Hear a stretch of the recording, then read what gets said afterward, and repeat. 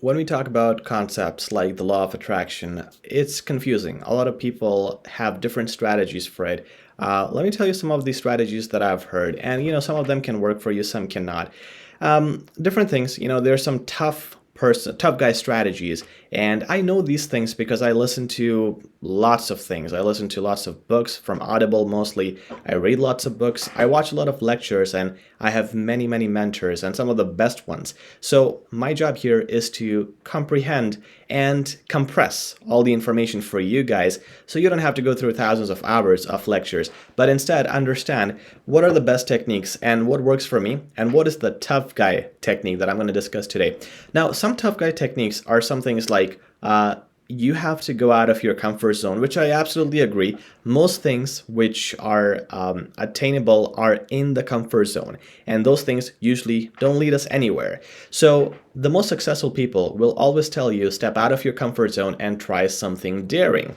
So one thing that people do, there was this speaker who said, you should try one thing that is absolutely difficult, that it absolutely creates fear inside you. Okay, so you're very scared to ever do it. For example, for me, skydiving would really make me fearful. I will try it, but will I achieve something from it? Not really. Maybe she means something in business, try something out. Maybe I'm going to make a very controversial video on YouTube that everybody's going to hate, but I'm going to get more views. So maybe I should try that. Now, maybe those things are good. They're out of your comfort zone, but how, you don't want to put yourself in that position every day, right? You will quit very quickly. So I don't like that advice. That's one tough guy advice. If it works for you, you can try it. Now, one very not tough guy advice, a lot of people, well, not a lot of people. I heard this from this lady who said, every morning you wake up, you should tell yourself something's really good. You should look at the mirror and say that,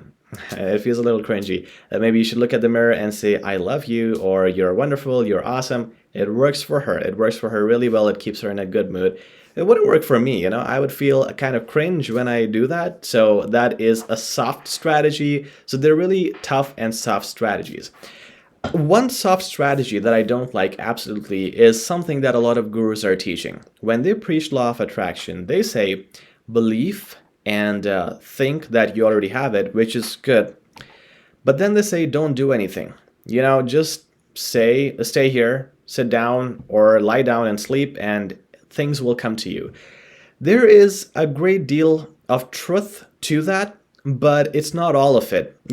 When you do think of positive things, you portray yourself as a person who is ready to accept, and things come to you. There is truth to that. It has happened to me very often. And when I'm in a negative mood, negative things happen. So you know how psychologists say that if you have been in a car accident and you say it's not your fault and it's on camera, it's not your fault, it is still your fault, because when you think you'll be in a car accident, you usually get into one. When you think you'll get into trouble, you will get into trouble. And when you think you're going to be robbed, most likely you're going to be robbed. So these things happen. Fear attracts fear, and belief, positivity, attracts positivity. So there is some truth to that. However, when people say, just completely sit idle, don't do anything at all, just believe and things will come to you, I don't believe that. That doesn't make sense, right? And it's something where even if it's true, the speed of your attraction will be very slow. So I believe on believing and affirmations and positivity,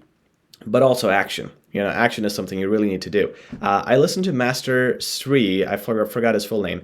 He has really good videos on YouTube. He's a master of the law of attraction, and he's an entrepreneur. He had been on Shark Tank and won a deal. So he's a great person to learn from. Now, he said one time a student called him and said, I have my exam next week. I need a technique. What technique can you suggest me? He said, go open your books and start studying. Sometimes it's just simple as that. In complex matters, for example, if you're trying to get a promotion, yes, you got to work hard and do some simple stuff like work hard, make your boss happy, etc. But you also have to practice visualization and belief because it's a little more complicated. But when it's your exam, obviously you just got to go and study, right? So sometimes it's not that hard. So for different goals, all you got to do is follow routine. So again, there are just so many strategies. But the one that I'm going to talk to you about, the tough guy strategy, if this works out for you, I'll be very happy because I know this works for me completely. It's something that is really difficult. but it really gives the best output. And this is something that no one can debate because it's something that's not based on let me just sit here and things will come to me. It's based on action and real action. So here's what you got to do. When you think of something that needs to be done, for example, I'll give you one situation that I always face every single day. I go to the gym, okay? I have done this before. I went to the gym in my car and I turned the car around. I went back home because I just wasn't in the mood to enter the gym. I don't like workout. I don't understand people who do like workout. I mean, it's physical work. Who likes to do physical work? I don't. So when I go in the parking lot of the gym, at that time, the my intensity to go back home is the highest. Like getting out of the car is the most difficult thing for me because I don't like workout. I just force myself. But here's how I do force myself. When I want to turn around and go back home, I ask myself this question. Will I be more satisfied knowing in 1 hour or 2 hours time that I did work out? Or will I be more satisfied knowing that I didn't do it and preferred to rest? How would I feel if this task was completed? That's it. That's the only question I ask. And that's all I need to do. I instantly feel the ultimate guilt and the dissatisfaction and the shame in myself if I visualize 2 hours from now, I turned back home, I didn't work out, and I was lazy. I think of that, how I would feel the whole day, and how my image would be destroyed day after day. You know, the next time I say that I'm gonna do a challenge, I come here and promise you guys I'm gonna start a charity, or I do something bold. You know, I tell my family that I'm gonna start building muscle or getting abs or something else, like I'm gonna go help orphans. No one will believe me, and I wouldn't believe myself. Like, that's when people start sounding phony, when you lose belief in yourself day after day because you feel guilty because you didn't do certain things that you know you could have done, and you feel a certain way.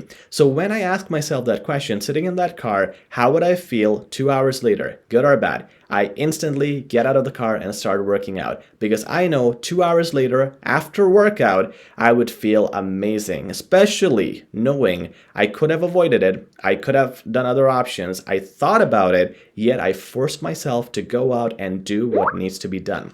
There's this book I read. Okay, I've read this. It's Sell Like Crazy. Really good book for business. I really recommend this to everybody. I think it costs $3 or something. It's good for advertising your business.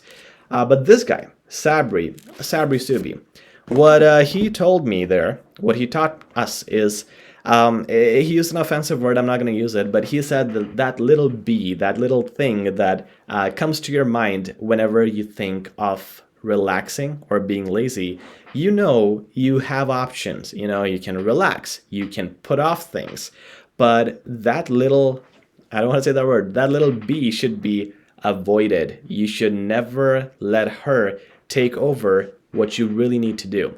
And the simplest thing to do that is ask yourself, will I be more happy or will I be more disappointed if this action were to happen?